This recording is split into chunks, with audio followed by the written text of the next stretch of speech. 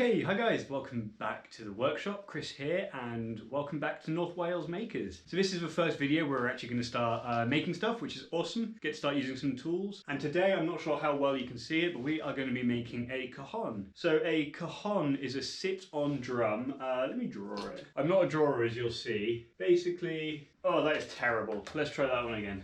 That's probably the worst drawing of my life. How do you draw? So down line there, and then we go up and up and hoop. I'm also leaning over my workbench, so it's not the optimal drawing situation. So this is a cajon. It's basically a square. You sit on it. It's a drum. So it's used a lot in like Latin music, I believe. It's got a, so if you imagine that this is the back, it has a sound hole. It's just a hole through the back, lets the sound come out. The front of it has a metal snare, like a snare you'd get from a drum, touching the front plate. And that's what makes the classic sound. What I might do is actually put over a clip of me playing a cajon I made for my father-in-law for Christmas. So you'll see that now.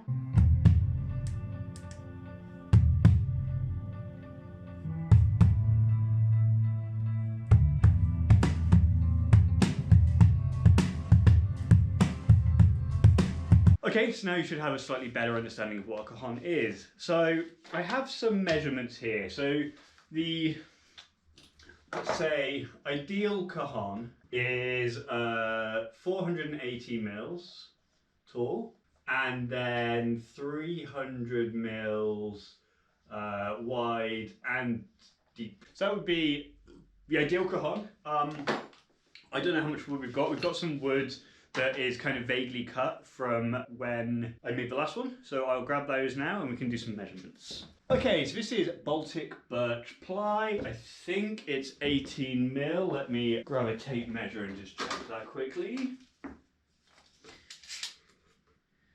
12 mil. 12 mil Baltic Birch Ply.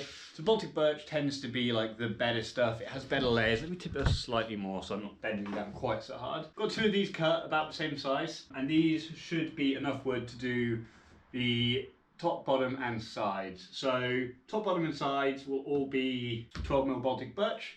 And then for the front we have some, I think it's 5 mil Baltic Birch, which will give us the sound bit for hitting. Let's get the tape measure back out and see how long this is. Okay, so that is 1.2 meters, so 1200 mil. We've got two of those, and we're going to need, well, let's see how wide it is as well.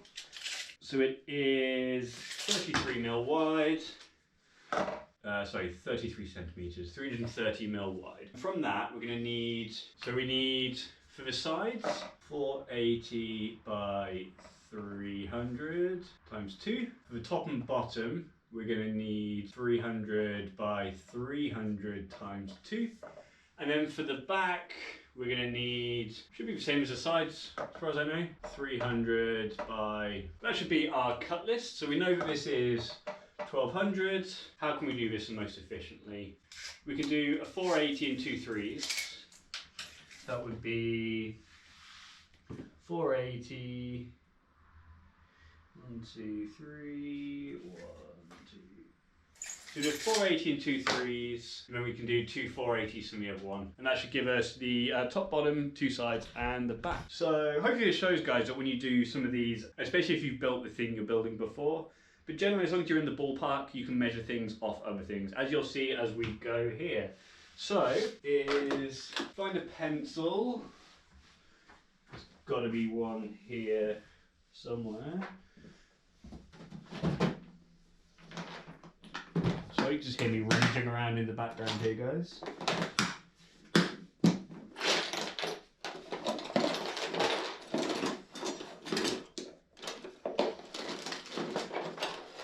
That looks like a pencil to me. Okay, so we're going to find a pencil, and first thing I want to do is just take a look at both sides of this sheet and just see how it's looking. Both sides look about the same. So I'm going to just say that this can be the outside. So first thing I'm going to do actually is just going to check that I'm happy with how square my previous cuts were. Yeah, it looks pretty good to me. Yeah, cool. That's all fine. So one sheet we're going to do 480 and 2/3. So let's measure. Oh God.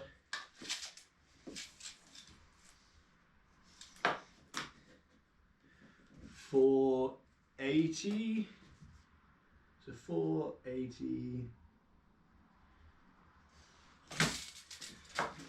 We'll measure it down to the bottom as well. This doesn't matter so much because I'm going to be cutting it on a sliding carriage, as you'll see in a moment. But it's still good to have like a line across just so you can see what you're doing. Let me grab a long ruler and we'll mark this.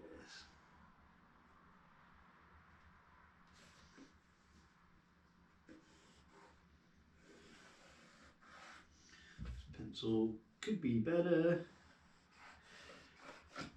Doing fine work is always important to have a sharp pencil, but I'm not doing fine work, so it's not too important.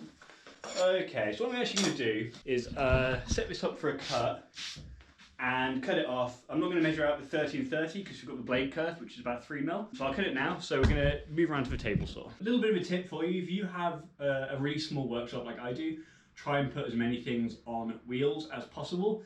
It makes like moving things around and creating like different configurations of workspace so much nicer. I definitely want to get more things on wheels in here, but currently the table saw is on wheels because it's one of the bigger, more bulky pieces of equipment in the shop. So we're going to be doing this cut, and I'm actually slightly concerned. Yeah, okay, so this is going to be a good example. I'm actually going to move this over so I've got a little bit more room on the left-hand side. This is my first time working in here, guys, on camera. So if you bear with me just while we discover what works and what doesn't. Okay, so let me see. So I'm going to be cutting like that.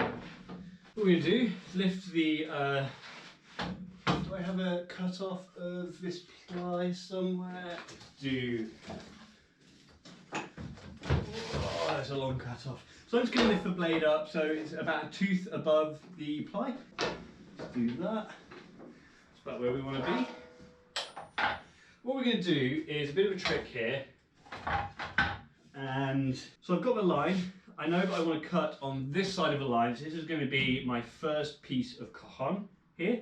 I've actually got some lines engraved into the table here so I can see where the blade is all the way down, which is really useful. Good trick if you're first doing it. And this doesn't have to be particularly accurate. As long as we're near the line, what I'm going to do is get it lined up on the cut. Again, the curve of the blade is about 3mm, so I want to make sure the line's on the right-hand side of that. Bring it in, check that it's fine. Looks good to me. And what we're going to do is we're going to bring the fence in. But it's really important that we have this piece of wood here on the side of it. We're going to bring it in until it's nice and tight. Get that screwed in. Okay. And then before the cut, and again, this is highly important, before the cut, we take this out. What this means is we have a repeatable cut, but we're not sandwiching the blade against the fence, so the blade then won't push in and pinch. So the wood won't push in and pinch on that blade when we do the cut. You never want to do a cut like this with anything touching this fence, but by doing that we can do a repeatable cut, which I'll show you in a second. So let me get my ear protection, make sure we're happy. It's always good to like rehearse cuts, make sure that like, I'm actually going to use this cut. Why not? Yeah, it's just good to make sure when you do cuts, to make sure everything is just kind of how you really want it to be. And actually, this clamping thing isn't in the hole properly. Okay. So again, we're going to use this. Clamp it in.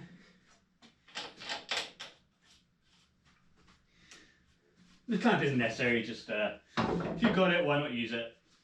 And then I'm just going to make sure we're very happy with how it goes, make sure we're happy with the cut, and that's good. So we're going to have them go ahead.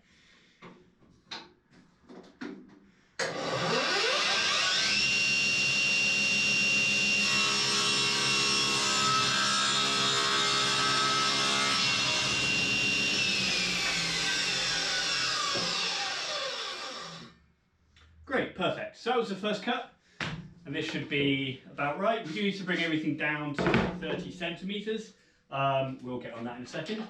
We know this is going to be for the back and for the bottom and top. So we're going to do two 30 by 30s on this. So I'm going to move this out of the way Move that carriage in. I'm going to grab the other sheet and I'm going to show you the benefit of using this stop block. Let's move this out of the way as well.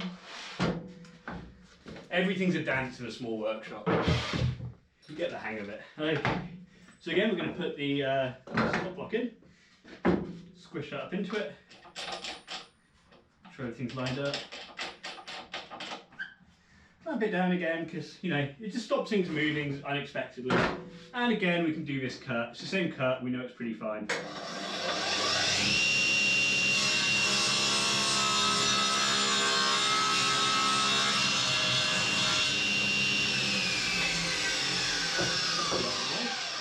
Now, if I just come around here and grab the other one, you can just about see that they are the same size.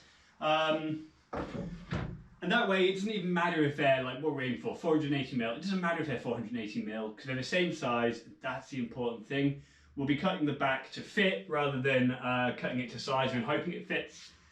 So that way we can just measure things off the other things we go as we build. So this is going to be the back, and actually we know that this wants to be 480 as well. So I'm going to see if I can do a cut the same way here, but I might, we'll see. Okay, we can. It's not the best just because I don't have a ton of board on the thing. So we're just gonna clamp down the corner here we've got, take this out, and I'm gonna just get these out of the way. I'm just gonna rehearse this cut a couple of times. I'm just gonna check things go exactly how we want them to here. Ears on. Okay. I'm pretty happy with that. I think it's going to be okay. It's not an ideal cut. You do get a feel for cuts, and like, if a cut ever doesn't feel safe or feels sketchy, don't do it. Do it a different way. This feels fine. It could be better, but it feels fine. Make sure things are happy.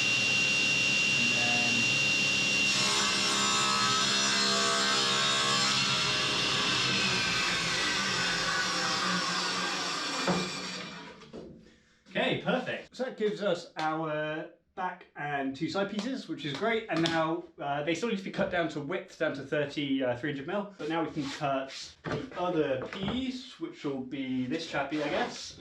This is now scrap. It's scrap, that'll get used again. And let's mark out 30mm on it.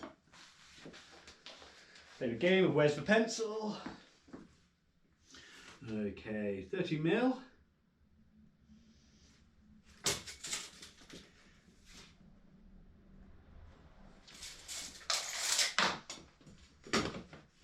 Let's do that in the long room actually.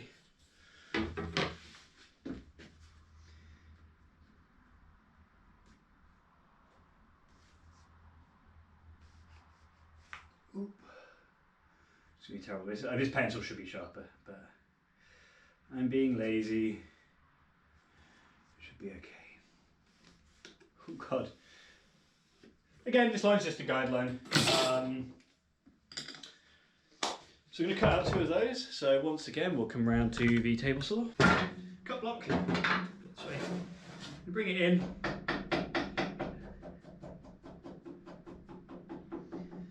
Take that out. Super important. Always take that out, guys. And once again, we can do the cut.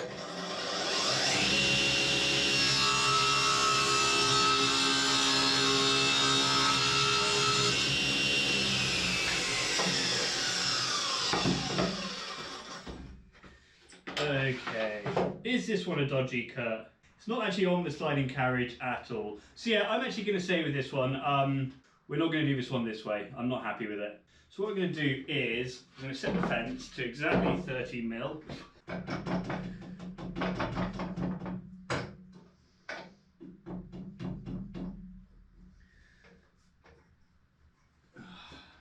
With that, so if we get this one, okay, so we're slightly over 30mm, that's fine. Now I've got it done, I'm going to get my cut stick, if I can find it, I've got my plastic one. So now the fence is set to 30mm, because we're not going to use a sliding carriage, we can just run things through and we're perfectly safe. We don't have to worry about things pinching. So let's just cut this one down to 30.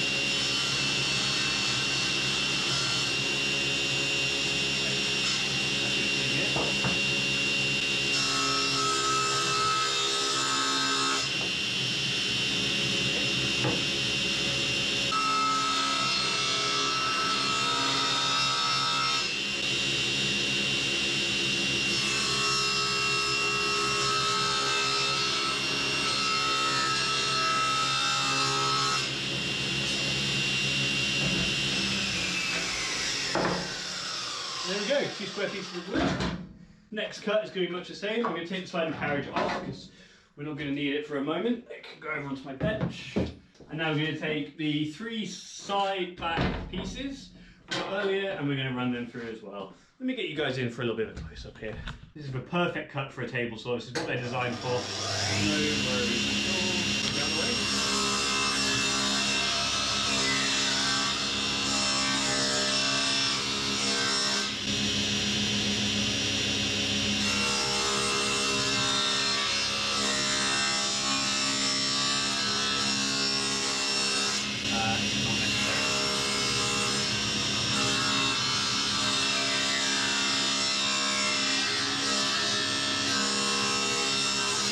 Okay, there we go. That should be all the wood cut now. So we've got our 3 pieces here, and our 2 pieces here. Everything should be about the same. Let's see if we can do a. Probably isn't going to work. And you can see that, another one on the bottom, and then. Okay, so we've made the first mistake here, guys, and I'll see how easy I can demonstrate this to you. I'm sure there's going to be quite a few woodworkers here screaming this out to me, like I know better than this, but as I said, this channel is about mistakes and how not to make them. So if I do this, so we've got the top here, and the bottom. I'll move the camera in a second so you can see.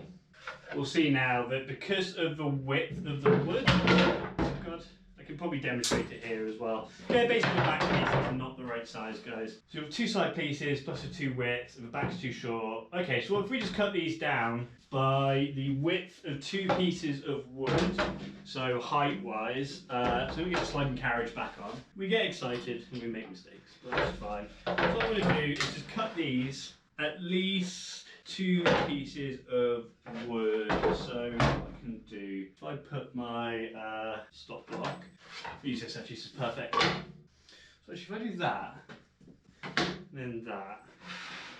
So a good way of doing this, so I basically want to cut off that much. So I do that, then that, and then that, and we bring the fence in. And I realised that actually we didn't lose any height at all, because the height of it is going to be the width of this, plus the width of this, plus the 2 short guys. It is going to be 480mm tall. Again, like I did say, you can go into working projects without any planning, but if you do, you have to be prepared to get confused sometimes. So actually we're perfect, everything is on plan. Now what we're going to do is cut some rabbets. So first thing I'm going to do is just make sure that these are actually square. Grab my tape measure, and so that's 32mm and 32mm. Beautiful. So they're square, so it doesn't matter which side they rabbet. So what is a rabbet? If I bring you over to my handy dandy, newly hung notice board here. Okay, there we go. So when you attach 2 pieces of wood, there's a few different ways of doing it. We've got the butt joint, so we've got 1 piece of wood, a-la, 1 piece of wood like that. And so that is a butt joint, so we just butt up against each other. So I mean, to see that in practice, we could do, that would be an example of a butt joint. It's not the strongest joint, you haven't got a ton of gluing, and you're gluing end grain, which isn't always ideal. So what we can do to make that stronger is something called a rabbet. I believe that's the correct term. So we're going to have our top piece of wood, and the goal is we want the top piece of wood to look unbroken. So this is going to be 1 square of nice ply. Then we're going to go down, and we're going to go in, down, and across. So again, we're looking from the side here, and then the other piece of wood, which in this case is going to be the sides, is going to sit in like that. And that's a rabbet joint. It gives us more gluing, like a fair chunk more gluing surface. And it's just a much more stable joint. It also self-aligns a little bit better. It's a bit easier to do and easier to clamp. So yeah, this is a butt joint. This is what we're going to be doing. And to achieve this, we're going to be cutting rabbet. I'm going to be cutting that on the table saw. And I'll show you how. So if I just move you guys back around, I'm going to zoom down. So these are, got the bottom, and we've got the top. So let me put those there and let's move these out of the way. Okay, so we've got back and sides, and I'm just going to make a decision to have the grain running like sideways, so like that. And then so this is the top, this is the bottom, and they're going to be oriented this way. This will be the front, this will be the back. So if we now flip that over, what we're going to do is, using a vaguely straight edge, I'm actually going to use Grandad's old sawing box. I'm going to put in a piece of wood of the correct thickness here. Let me just sharpen my pencil very quickly. Make sure that's all nice and tight, and then just going to draw a line along there. We're not going to be using this line as the actual cut line particularly. I will kind of calibrate this on the table saw. Kind of gives us a sanity check, to be honest. It gives us, like, when we're doing that first cut, we know if we're not near that line, we've got something really badly wrong. So again, run that one along there. The kind of classic thing to do in woodworking is all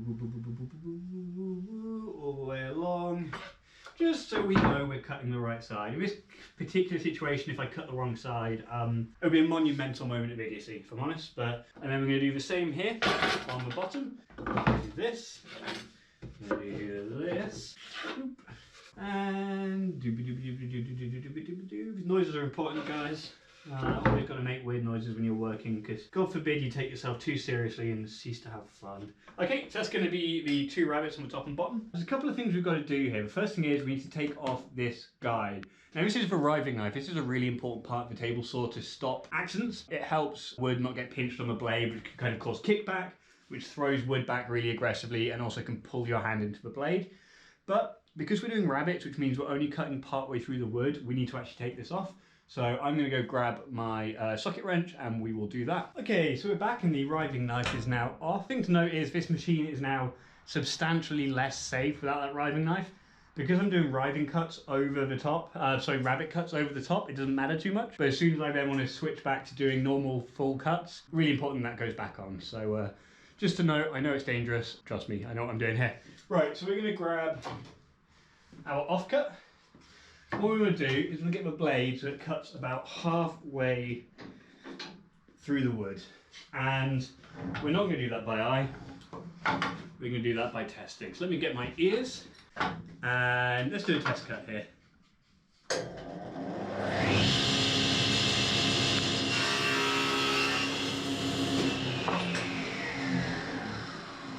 Okay, so this is our test cut.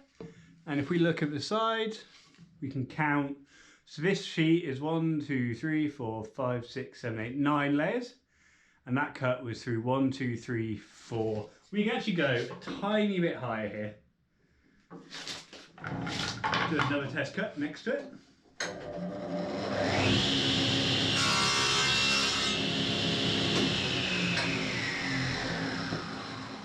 And now we're through 4.5. That's exactly halfway. You can see there. And this is how we're going to do our rabbit cuts. So we're going to get our bottom piece here. And what I want to do, the first cut was to be exactly a blade length in. So I'm just going to test this. So if I do this and this, then bring this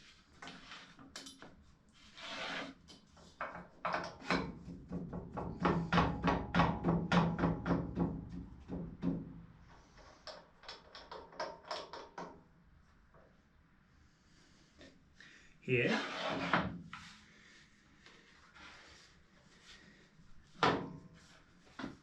That I believe should be a blade length in. But I'm just going to confirm that by eye. That looks about right. So what we're actually going to do, let's do this properly. Let's use this as a cut piece. Let's do this and actually confirm that we're happy here. So I'm going to put that one in, make sure that's in as flush as it can go, round that out, and do our first cut here on this test piece.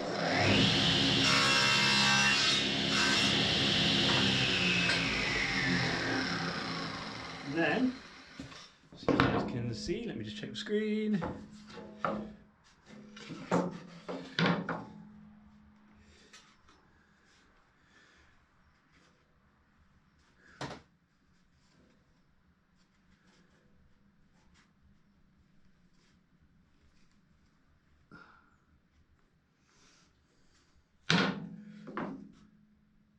I would say that is pretty perfect.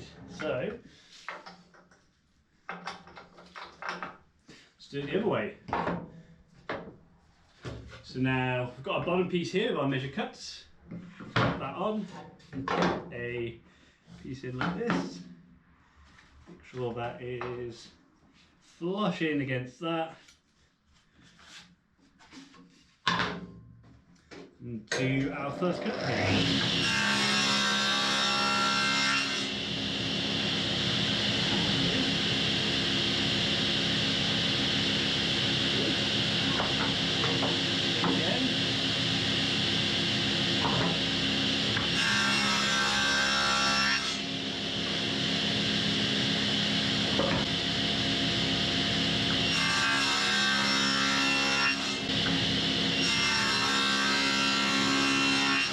So those are our 4 rabbit cuts done there. I'm going to freehand the rest of it and I'll show you how that looks, just to be a lot quicker in measuring each time. And now we can just do a load of cuts.